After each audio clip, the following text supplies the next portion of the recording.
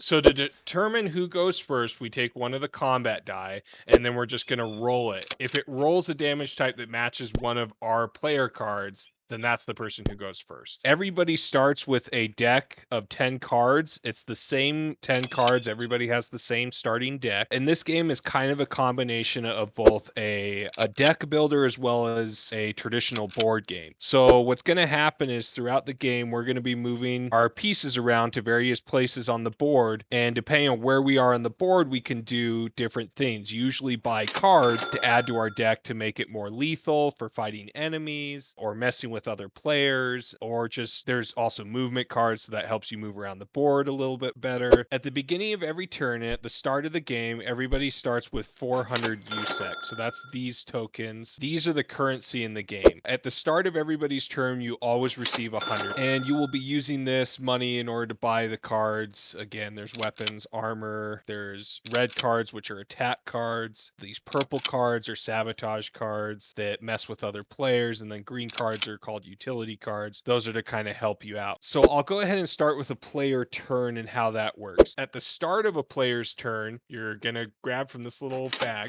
you're going to grab a USEC token, and you're going to add it to your money pool to see how many you have. And then you're going to draw 3 cards from your draw pile and put those into your hand. You can then play those cards if you want. Some cards are only played in certain scenarios, like attack cards are only played when you're in combat with somebody. There's cards that allow you to move further space, more spaces on the board. You can only play one of those movement type cards per turn, but everything else, it's just you have them in your hand and you can play them either on your turn when you're involved in combat, or if the card has text that indicates otherwise, you can play it at a different time. Everybody's turn, you can perform 1 movement and 1 action, but if you perform an action first, then you're not allowed to move. So I, as Ghost here, I can move to the arms dealer, and movement's just 1 space, and then I can do a purchase a card action, and since I'm in the arms dealer, I can purchase armor and weapon cards. But if I was at the arms dealer, let's say this is my next turn, and I bought a card, I wouldn't then be able to move over to the lift district. Since I did an action first, which was buy a card, I can't then move. And then once you've done your action, you can pass the turn. And it's just going to keep going around the table like that until everybody's gone.